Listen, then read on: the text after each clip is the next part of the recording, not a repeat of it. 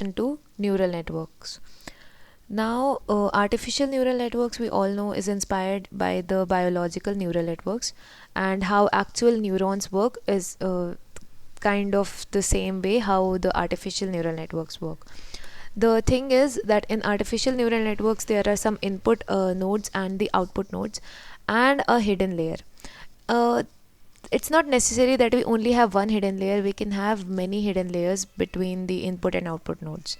And this now we'll move to the comparison of artificial and biological neurons. So see, this is a biological neuron and this is a artificial neuron. Now here also you can see that this is the cell body. Now this is the cell body where the function is performed, whatever function we want to perform on the input, that is performed. And here, using the dendrites, the information is taken in, and using the axon terminals, the information is given out. Now this is just a simple similarity, and yeah, it was inspired from the biological neuron, so it is obvious that it will be somewhat similar. Now, artificial neural networks are also used in face detections and face recognitions and all of that. Then the first, yeah, in 1957, Frank Rosenblatt designed and invented the perceptron, which is a type of neural network, and it had so many connections, it had so many neurons that it had almost billions of cells, like billions of neurons and all of that. So the perceptron connects a web of points where simple decisions are made, which come together in the larger program to solve more complex problems. Now, the motivation was obviously the biological neural networks, our system of neurons. The biological neural networks was the thing which inspired people to build artificial neural networks. Now, yeah, this is all just biological motivation. It's not that necessary. We all know that we were inspired, but this is one. These 2 points are actually somewhat important. The human brain is estimated to contain a densely interconnected network of approximately 10 to the power 11 neurons, each connected to 10 to the power 4 others. And the fastest neuron switching times are known to be on the order of 10 to the power minus 3 seconds, and it is actually quite slow when compared to computer switching speeds, which is 10 to the power minus 10 seconds. Now again, humans are able to make surprisingly complex decisions and more quickly, and the sequence of neuron firings that can take place during this is 10 to the power minus 1 second interval, and cannot be it cannot possibly be longer than a few hundred steps, given the switching speed of single neurons. Now, now this observation has led many to speculate that the information processing abilities of biological neural systems must follow from highly parallel processes. So, whenever we are building artificial neural networks, the processes are to be highly parallel. Many parallel processes work at the same time to get the results which we want, actually, because otherwise it will take a lot of time. Then again, neural network representations. A prototypical example of artificial neural networks is provided by Alvin. Now, Alvin was a autonomous vehicle, which was what was the full form of Alvin? It was autonomous land vehicle in neural networks, I think. Yeah. So the input to the neural network was 30 cross 32 grid of pixel intensities. It was actually a picture of 30 cross 32. So this is the picture, and it was sent as an input, and the Alvin used to continuously take the input in form of pictures. Now the output was to get in which direction the vehicle should be steered. Now, the artificial neural network is trained to mimic the observed steering commands of a human driving the vehicle for approximately 5 minutes. So, the artificial neural network was trained when a person, actual human being, drove the vehicle for 5 minutes, and the artificial neural network saw how it drove. Now, this yeah, so this 30 cross 32 input was given into the Alvin neural network, and then there were four hidden units and 30 output units were there. Now this there were basically 30 different decisions that were to be made, 30 different decisions that were to be made, and that's why 30 output units were given. Whatever like the extreme left was sharp left, then the middle one was straight ahead and sharp right, and all of that. So this is how the first autonomous land vehicle worked. And then the hidden units, because yeah, so there are four units that receive those 30 cross 32 pixels of image. Those four units are called the hidden units because their output is available only within the network and we cannot see that output. Each of these four hidden units compute a single real valued output based on a weighted combination of its 960 inputs. Why 960? Because 30 cross 32. Then which means it had 960 pixels. So these hidden unit outputs are then used as inputs to a second layer of like 30 output units. So we saw that we had 30 output units. So the actual output was given to those 30 units. Now yeah, each output unit corresponds to a particular steering direction. So we already know that this extreme left was sharp left, then this was sharp right, and middle one was straight ahead, and similarly it was like somewhat left, somewhat more sharp, and all that. Then yeah, then we also had a network structure of alien. Now it yeah, so artificial neural networks can be graphs with many types of structures, acyclic or cyclic, directed or undirected. The backpropagation algorithm assumes the network is a fixed structure that corresponds to a directed graph, possibly containing cycles. So what is backpropagation? Backpropagation is kind of feedback which is given back to the network after the some output is received, and if that output is not appropriate, then we can send it back as a feedback. Then learning corresponds to choosing a weight value for each edge in the graph. So we have to choose a weight value for each of the edges in the graph, and a vast majority of practical applications involve acyclic feed-forward networks, similar to the network structure used by Alvin. So we basically involve acyclic feed-forward networks. Whenever there is no feedback which is coming back from the output to the input, then we call it feed-forward network. So the appropriate problems for neural network learning was first, ANN learning is well suited to problems in which the training data corresponds to noisy, complex sensor data such as inputs from cameras and microphones.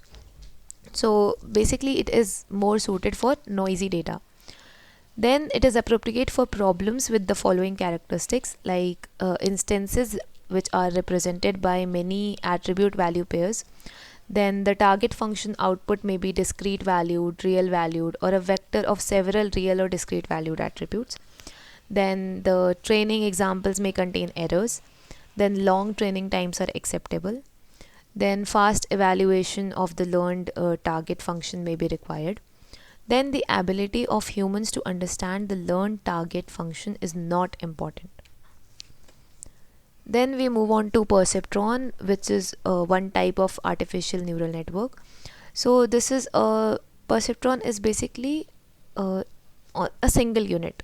So of like it is a single neuron, you can say. So it takes several inputs, then it performs some functions and some other function if necessary, and then it gives a particular output. So a perceptron takes a vector of real valued inputs, which means it takes a real valued inputs. It does not take artificial values. It takes a real valued inputs and calculates a linear combination of these inputs. So basically there are some weights, these are the inputs x1 x2 till xn, and then we have weights w1 w2 till wn. So the linear combination is somewhat performed like w naught, which is the bias, you can say, w0 plus w1 x1 plus w2 x2 and so on. Now the output is corresponded like if this whole linear combination is greater than 0, then the output is 1, otherwise the output is minus 1. Then we can view the perceptron as a representing a hyperplane decision surface in the n-dimensional space of instances. So basically perceptron is used to linearly divide positive and negative values. Now if there are certain, it will give 1 for instances which lies above this plane, and then it will give -1 for instances that lie below this plane. So there is a plane which divides the positive and negative values. Now the equation for this decision hyperplane is obviously w vector dot producted with x vector. Now some sets of positive and negative examples cannot be separated by any hyperplane. Like we had one example here. Yeah, this cannot be divided by a hyperplane. So these come into different category. Now those that can be separated are called linearly separable set of examples. Now here we can see that in this perceptron we are getting again some bias here, and then we have some x1 x2 inputs and w1 w2 till like that weights, and we are performing some function here, some function here, and then we are giving the output. Now what we can do is we can just keep this equation in mind, that whenever this linear combination is greater than 0, we are supposed to get 1, otherwise we are supposed to get -1. Okay, so now in this case let's take some example here. Now in this case we took weight 1 as 1, weight 2 as 1, and bias as -1.5. And how did we do this? First we took all the weights as 0, and then we performed some again and again using the, like, how can we thought how can we receive this output 0 0 0 and 1. So that's how we came to this conclusion, that we can give weight 1 to 1 and all that, and then bias can be -1.5. Now perceptrons can represent all of the primitive Boolean functions and or NAND and all that. So some Boolean functions cannot be represented by a single perceptron, such as XOR function, whose value is 1 only if we have odd number of ones there, and even if we have even number of ones, then its value is 0. So here we cannot call this linearly separable.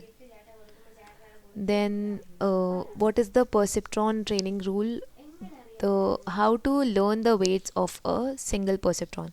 So precise learning problem is to determine a weight vector that causes the perceptron to produce the correct +1 or -1 output for each of the given training examples. Now the perceptron rule and the delta rule. So this is basically a variant of LMS rule. Now one way to learn an acceptable weight vector is to begin with random weights, and then when we perform the training again and again, we come to a final set of weights which we can apply in the perceptron. So this process is repeated. Yeah, obviously this process is repeated, iterating through the training examples as many times as needed until the perceptron classifies all training examples correctly. Weights are modified at each step according to the perceptron training rule, which revises the weight Wi associated with input Xi according to the rule. So basically Wi is, when we change Wi, it is Wi plus delta Wi, and delta Wi is nothing but the training output was minus the actual output into the whatever the input was into this eta, which is nothing but the learning rate. So yeah, so suppose the training example is correctly classified already by the perceptron. In this case, t minus o is 0. So t minus o is the actual output the training output versus minus the actual output, so which will be 0 in this case, making delta wi 0. So no weights will be updated at that point. Now suppose a perceptron outputs -1 when the target output is actually +1. So to make the perceptron output a +1, instead of -1 in this case, the weights must be altered to increase the value of the dot product between weight vector and input vector. So this above training procedure can be proven to converge within a finite number of applications of the perceptron training rule to a weight vector that correctly classifies all training examples, provided the training examples are linearly separable and provided a sufficiently small eta is used. So whenever we are performing any kind of uh, training or any kind of machine learning model we are creating, the learning rate should be extremely small. Now, if the data is not linearly separable, convergence is not assured. So suppose we have now in this we are just this is one example. So suppose the input is 0.8, the learning rate is 0.1, the target output is 1, and actual output is -1. Then weight update will be eta into t minus o into xi.